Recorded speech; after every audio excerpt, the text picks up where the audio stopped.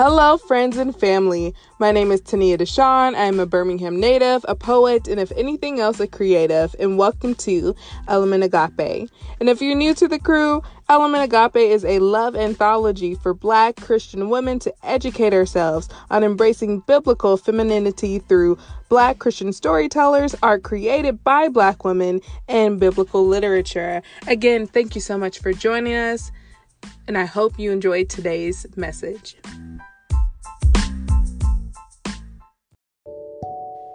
So today we're joined by Indjina and Guerds. They are Haitian immigrants. They are fly, faith-filled women, and they're extremely ambitious and outgoing. They are some of the most spunky Christian women that I know, and I hope that you enjoy their powerful testimony and that you learn a little bit more about faith and a little bit more about DACA recipients and the things that they have to deal with. So without further ado, this is Guerds and Indjina.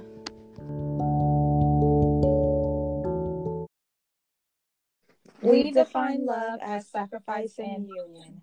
John 3:16 says, "For God so loved the world that he gave his one and only Son." So, you can't love if you haven't sacrificed.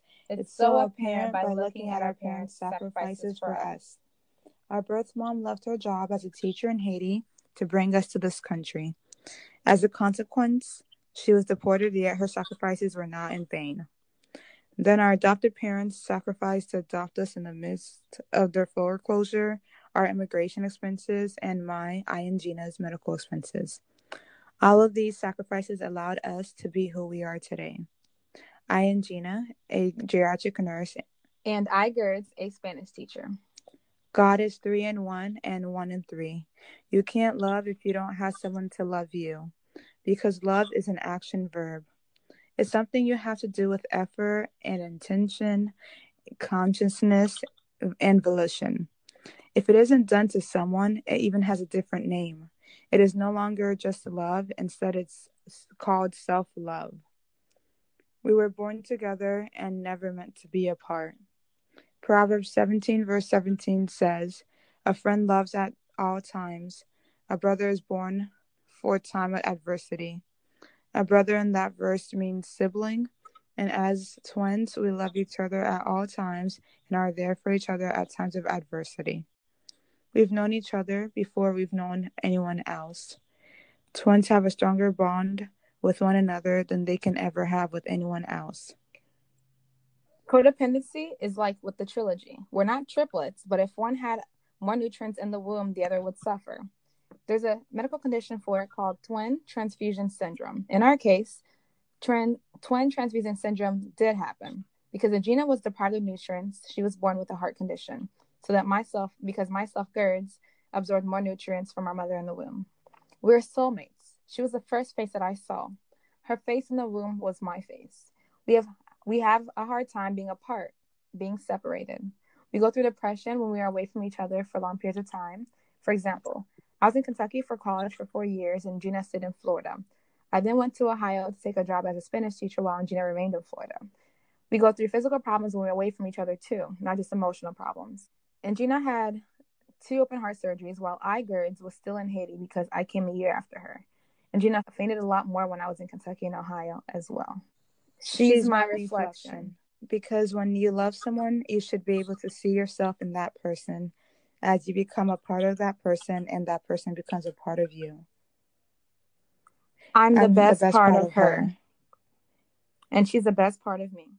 So one thing that I like to ask everyone is, what was your introduction to God, and how, what's your story? How did you come to Christ?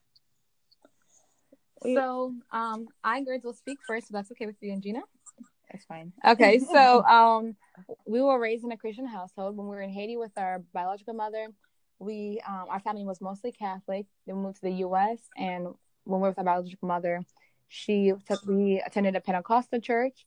When we were adopted after her deportation, with our adopted family, we attended a Baptist church.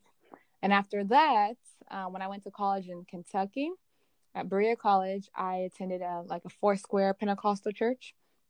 And from there, I finally when I moved to Cincinnati to become a Spanish teacher, I attended non-denominational churches for the most part.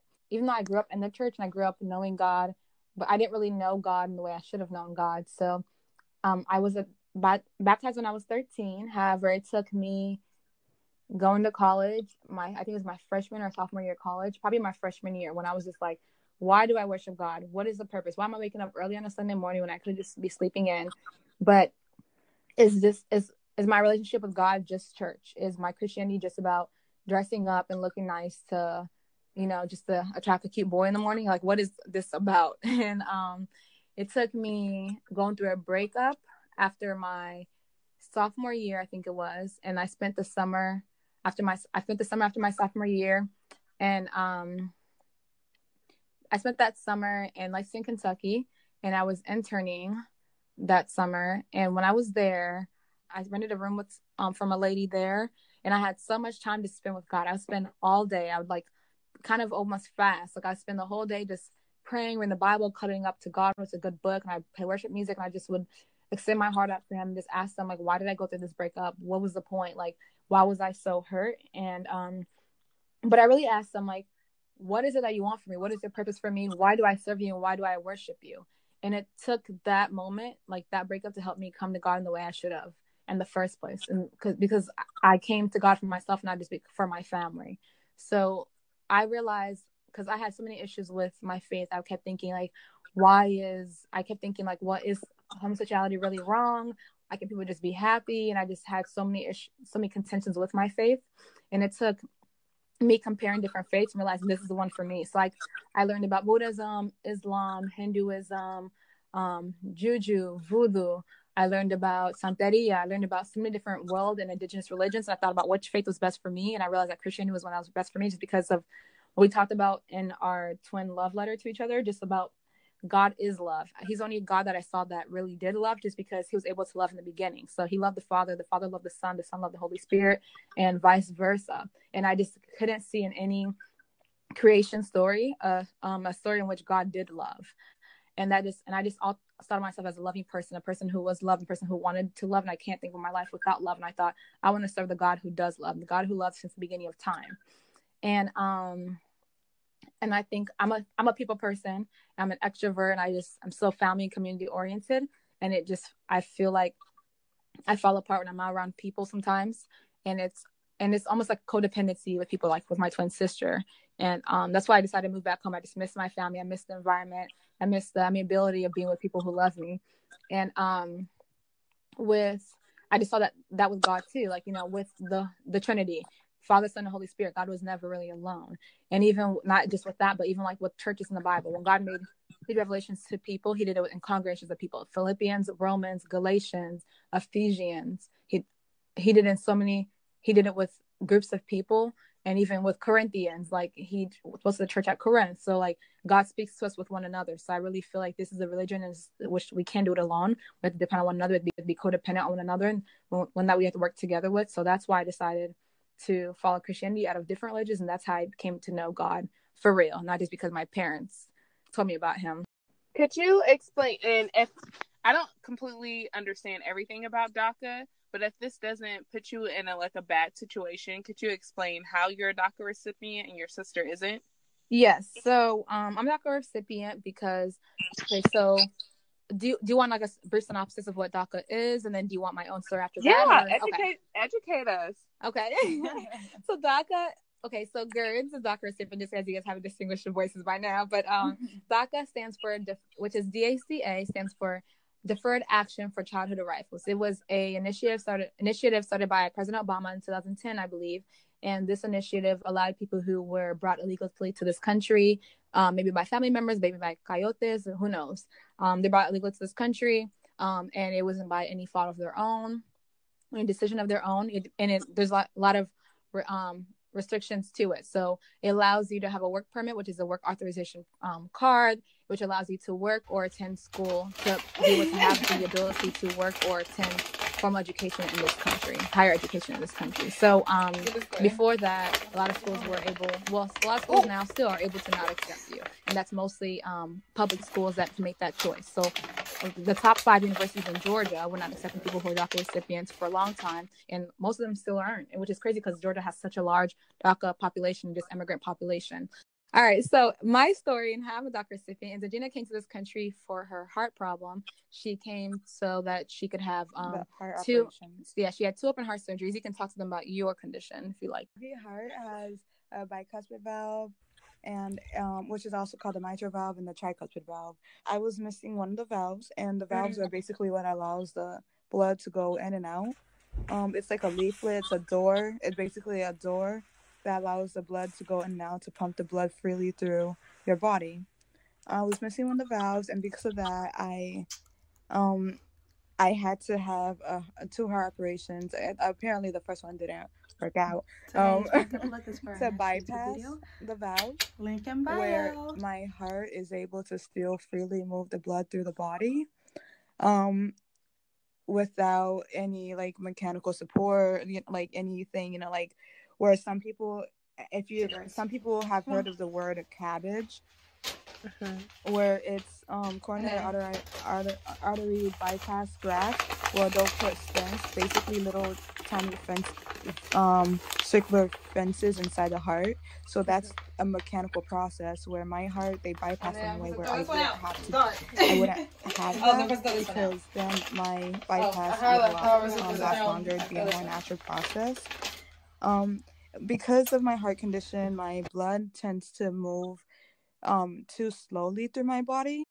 The slower and the lower your blood is pumping, the higher your blood pressure is, because your body is like, oh my gosh, it's pumping so slow, let's try to speed it up. So your body is like stressing itself out to try to speed it up, to try to keep up with all your bodily processes, such as breathing, because you're even just thinking, your brain needs the blood for oxygen, everything. So I tend to, because it's going too slowly in my heart, so it's trying so hard to go fast, and it tends to make me pass out, where I'm not allowed to drive, because I have had a car accident where I've had passed out. And I mean, luckily, not luckily, but thankfully to God, it wasn't a horrible car accident where it's like, yeah, I hit someone's car, but it wasn't like a crash, How are you gonna stop the video? So I'm not allowed to drive because of that, and then it's I faint because my body is like just trying so hard to compensate, like, okay, let's get the blood moving freely, let's get the blood moving quickly. And it's like just it's like something as simple as fixing a bed. Some people or running a marathon. For some people, it's like, everyone will get tired running a marathon, but for me, it's like fixing my bed makes me out of breath. It's like that sad.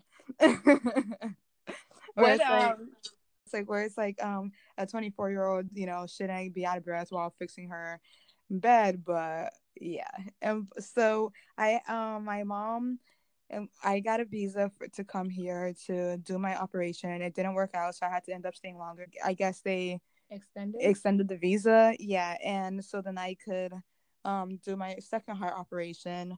And my mom, well, Guerds can tell this part because this has to do with Guerds. So I was still in Haiti at the time that she was getting her operations done. She came here a year before I did. So her first operation was in New York, and her second operation was in Miami. So what happened was that my mom had no one to leave me in Haiti with. She just basically decided, I'm going to bring my daughter to this country, my other daughter, my twin. So I can't choose between better life for this one and not a better life for that one. So she brought me in afterwards, and but Indjina came in with a visa for medical reasons. I don't have a medical condition. I guess, to be able to have a visa, you need a medical condition. So maybe I should have faked one. I don't know. But I don't have medical conditions. Now I'm thinking, dang, why don't we fake something? We could have got some doctor to forge something. Just kidding. So I didn't have medical conditions. So I didn't have, I didn't have a visa to come. So I used my twin sister's visa because we're twins. We look the same. Right. You guys really do. Yeah. So that's how that worked. So when we were adopted after my mom's deportation, basically we went to an immigration lawyer, and the immigration lawyer had basically applied for citizenship applied for residency, so that we you have to be resident for 5 years before you can become a citizen. Applied for residency for the both of us. She was accepted, and Gina was accepted for citizenship, and Guerds was not accepted because Gina had valid proof of entrance to the country, which was her visa, but I did not have valid proof of entry into the country because my valid proof of entry into the country was invalid since it was also her visa. So basically, like, she came twice with the. So they're thinking like she went back and she traveled, but Guerds never came because Guerds never had valid proof of entry of how she got here. So that's DACA is just anyone who was brought here illegally as a child, and President Obama created the initiative in 2010. So allow people to have the opportunity to work and also attend higher education in this country, although they are DACA recipients. And it kind of concerns me just because DACA is constantly on the chopping block. I don't know if you remember in college we had like a rally about it, immigration rally. We did. I remember there was some talk about ICE potentially coming to campus. That was ridiculous. ICE was in Richmond, which is 15 minutes away from us. And I was concerned just because, like, I'm trying to graduate. This is not something I'm trying to think about right now. I just want to graduate. I just want to do good. I just want to get a great GPA. And I just want to, like, just let me be Black and die. That's the only things I need to do, not get deported. You know what I mean? And so that was just not happening. But it's sad because, even though people always think of immigration, the face of immigration being somebody who looks like a typical Hispanic to them, somebody who they always think of Mexican. They always think, somebody who is dark in terms of a white person, but light in terms of a Black person. So they never think of me when they think of immigration. So even though ICE was in, the next city over, a lot of my friends who also were DACA recipients, because Berea's college's first class of DACA recipients was my year, 2014. We accepted 15, which I was so happy to be part of the inaugural class of DACA recipients at Berea. But a lot of them did not go to class because they looked like what somebody would see, when somebody would think of when somebody saw immigration. Somebody thought, oh, they're Mexican. They're like, what the heck? I'm from Honduras. Someone, just points them out. Oh, you don't have a right to be here. Right. Their life ends there. And if their DACA permit was not renewed in time, or the DACA permit wasn't on them, then people have been accidentally deported before. And then if you're accidentally deported, it doesn't matter because you still have a 10-year ban. Deportation period means that you have a 10-year ban before you come back to this country. Even if wait, I'm sorry, that's like crazy. So it's ridiculous. It really is. So like, even if you're accidentally, like, even if your DACA status is up to date, you can still get accidentally deported? Yeah, all you need is the wrong ICE agent to find you and not have documentation on you. That's why it's so, like, critical about Guerds is so critical about everything she does, where it's like, God forbid she's caught in the wrong car with someone who's doing a crime or something and she did not know. It's the person that's doing the crime who, like, they'll probably be like, let off with a slap on the wrist while her whole life is ruined. She's going back to her country for 10 years. Because like I told you, like, DACA has a lot of restrictions. One of the restrictions of DACA, you have to have been here, but before a certain time, you have to be a certain age. You also have to, I think you have to have graduated from high school here. You also have to not have any serious criminal records. But also, that was one of the times I felt like so blessed. I mean, I always feel blessed to be Black. I'm so happy to be Black. However, sometimes I felt so, like, lucky and fortunate to be Black when it came to immigration, because I also feel like Black people are always we're never seen with immigration. We're always overlooked because they always think of like what they think of when they see Hispanic, but they never see Latinos, they never see Afro-Latinos, they never see Haitians, they never see Black Caribbeans. They only ever see the Mexicans, Hondurans. They only see people who don't, or they only see the white Mexicans, the white Hondurans. They never see the people who are Black Latinos and Black Hispanics. But that was one time that I'm like, well, it's kind of crazy because I'm happy to have that. It's a privilege in one sense, even though it's often not a privilege. I was happy to be somebody that's always overlooked with immigration in that day, because I'm like, if they drove by, they would never think to stop me. They'd be like, oh, she's African American. I mean, like, when people think I'm African American, I'm like, well, they should be educated on that there's more Black ethnicities besides African American. But that was the day I'm like, I'm not going to educate nobody. One of my nursing classmates, when I was going through nursing school, she was a DACA recipient, and she was maybe 2 years older than me. She had 2 daughters, and her daughters are toddlers, and she was so scared that, God forbid, they take her. She was Hispanic. She's like so scared that, God forbid, they take her. She's like, I can't finish my nursing. She's like, are they gonna let me become a nurse? Because one of the questions they ask you, just like every other question they ask you when applying for anything in America, are you an American citizen? And it's like, so she was so scared during that time where they were debating whether DACA is going to remain or whether DACA isn't going to remain. She was like, oh my gosh, should I come to school? I have to come to school, but should I even go to work to support my family?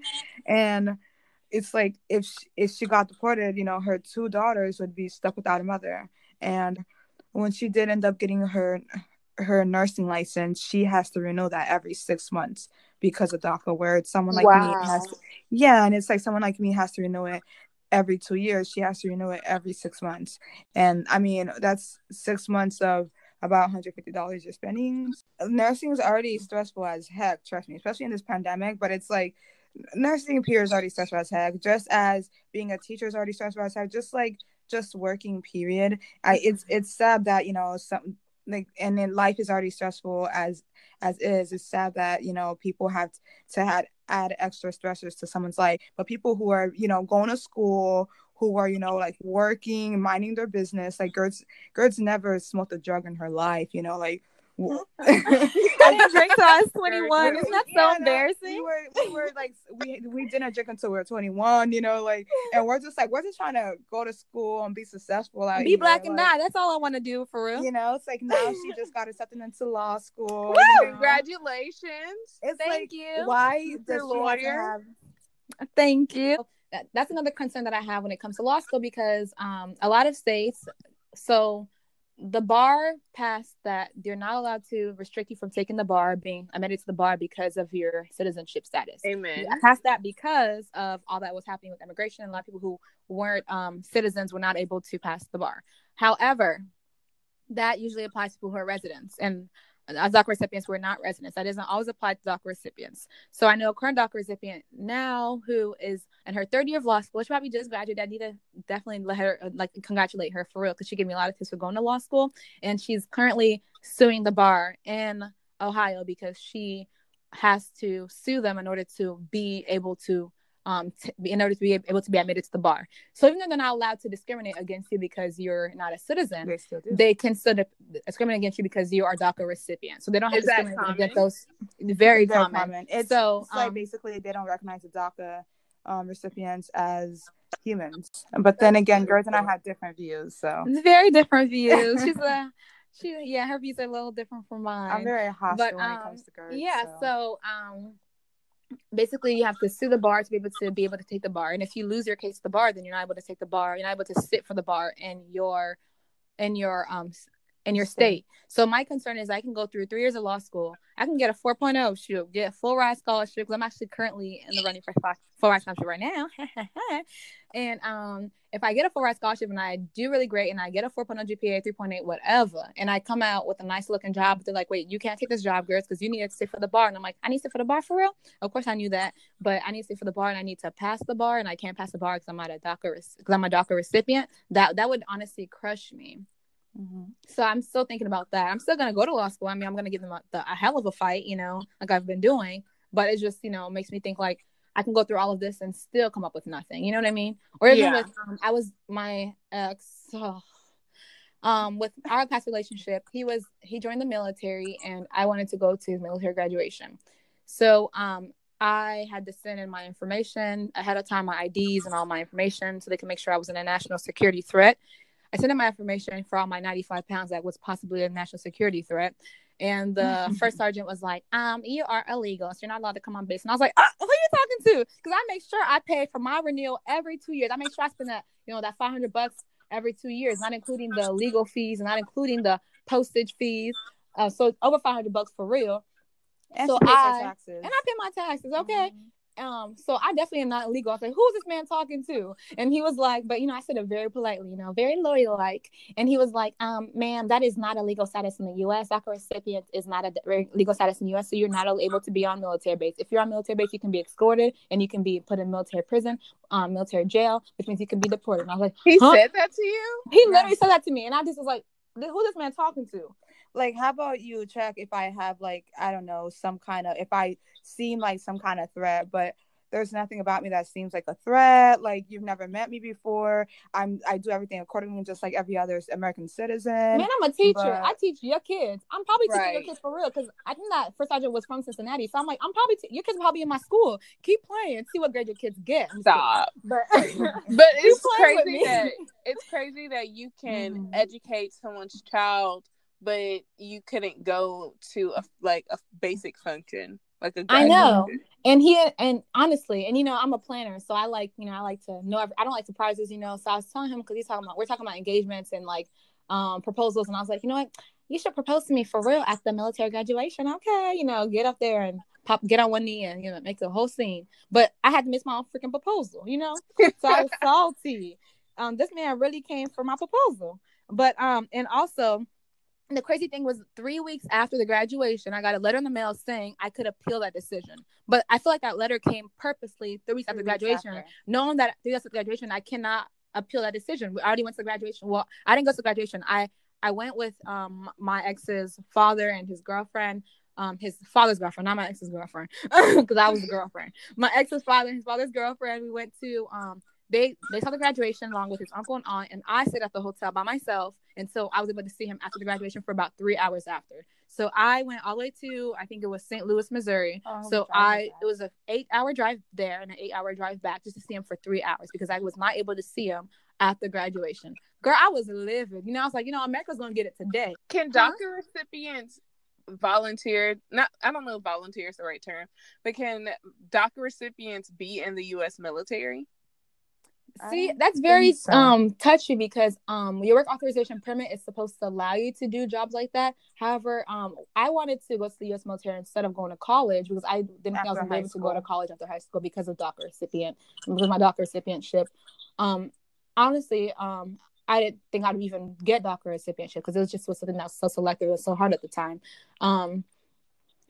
But they told me I couldn't because I wasn't a resident or a citizen. So I don't know. So it's very difficult. I know immigrants can. You don't have to be a citizen to be in the U.S. military, but I don't think you can be a DACA recipient. At least when I was interested in applying, I couldn't. Oh, okay. Yeah. But I guess it was a good thing for me at the time that I couldn't go, because I went and got a full ride instead, and I met you. Can you imagine my smart mouth in the military? Oh, I would have got into it every day. Girl, you would have had the whole little squad of trouble. Like, great, don't say nothing. I had all of us do extra push-ups. Okay. All right. This y'all's story is incredible. It's really incredible. Thank you. As that way. Yes, we hope one day that we can go on to letting the world know about our story, because our story, each of our stories are unique, where we each have, we've each been through a lot on our own. However, we each been through a lot together. Our story is unique separately, and it's also unique together. Yeah. At the same time, it's hard for me to see my story as incredible, because honestly, I feel like I honestly didn't realize that my story was so like she said, I didn't realize my story was so unique. I'm like, everybody be going through this. You know what I'm saying? Everybody be struggling. You know what I'm saying? Everybody's struggling like this. I'm like, who is a citizen out here? I didn't realize that it was like that it was like that. I thought I was like the norm. Then I was like, oh, for real, I'm an anomaly. Interesting. So I don't know. I feel like, and I think it takes like someone, calling you out and being like, Guerds, you went through this, you went through that, and you're able to do this, and you're able to do that for you to see how far you've come. Because for so long, when I wasn't in law school yet, I was still teaching. Well, I'm still teaching now. I'm acting like I'm no longer teaching. I hope my principal don't hear this and fire me. So, I think for so long, like I kept thinking, like I'm not in law school yet. You know what I mean? Like I don't feel like I just don't feel like I've accomplished enough. I'm like, I don't have awards yet. I don't have a political office yet. And I'm just like, sometimes I'm like, Gert, sit down. You're only 24. I mean, like, stop putting so much pressure on yourself. And I think because I know so many people who are these model citizens, quote unquote, I just feel like I need to like surpass so much more than I've already surpassed, and overcome so much more than I've already overcome, and excel a lot more than I've already done. So I think it takes me to sit down and be like, Guerds, you're doing okay. You've done a lot, and you can still do a lot more. I mean, girl, you're only 24. You only live like a quarter of a century, for real. In the same way, yeah, I do realize what Guerds is saying, because I didn't really realize that my health was different from everyone else's. I was just like, okay, I can still run, even though, I mean, I'm not even gonna lie, I hate exercise, period. I'm one of those people, I will never exercise a day in my life. However, I'm just like, you guys don't get tired after walking a flight of stairs. You guys don't get tired. I'm like, not everyone gets tired after, like out of breath after fixing their bed. I thought that was the norm, that, I'm like, they're like, no, ma'am. I think that's only COPD patients. Like, well, I'm not COPD, but okay. It's like shade. I thought it was just the norm, but Yeah. it's like sometimes it's like, I think God gives, because everyone, I'm not gonna disregard anyone else's struggles, because every single person has a struggle they're going through. I think that God allows each person to go through a struggle, because I think that God knows that person can deal with it. I think that God has allowed us these trials and tribulations because He knows that we can get through it, and also because we have each other. So I don't know how I'd be able to get through any of it without Guerds, and I'm sure Guerds feels the same way, even Definitely. even if she doesn't say that. However, I didn't, when I was younger, I didn't realize that I was so different, because I was like always in the hospital, and they're like, that's not normal, and I'm just like, really? And I'm just like, oh, okay. So now I realize that my story is unique, and I would love to share with the world, because I want to be famous one day. So I think you guys are well on your way. I can definitely see it. Thank you. Don't make her any bigger. Don't hype her up. I'm very big. It's my Thank job. you. Like, where do you think God is in this whole narrative? Like, what do you think God's hand is in here, in your story? I think He's front and center. I think I see it, especially when it comes to family. So I have a friend who's adopted, and she's adopted by white people. Nothing wrong with that, When I was adopted, we were adopted by Haitians. We were adopted by our aunt and uncle, and I think it was so nice for us to be adopted by people we already know who were family members, and I'm so blessed to have that. And I kind of wish that she would have had the opportunity to, because I feel like it's something that just like allowed us to I don't know, culture, right? And we had an open adoption, and I just honestly, I pray and I wish that she could have had that. And I can't take back time, but I feel like, and I think with our adoption, we were able to go to a Haitian church. We lived in Naples, Florida, so we went to high school, and our high school was so like, it was, I think it was predominantly Haitian. And my dad was a big supporter of Haitian businesses, so he went to our cousin for his alterations at his alteration store. And my dad would go to the Haitian dry cleaners who own and then I was able to practice Haitian Creole on a Sunday, but also practice French on a Sunday with worship music. And I just think it was so important for me to be a part of those cultural traditions that I think I just would have lost who I was and my sense of identity if I wasn't. And I think that's allowed me to be a stronger person today, allowed me to just see myself differently and to love myself. And it's a process, self-love is a huge process. I think it allowed me to be a lot further in it than I could have been. And I just wish that everybody would have had the opportunity. Because we know our identity and we're proud of it.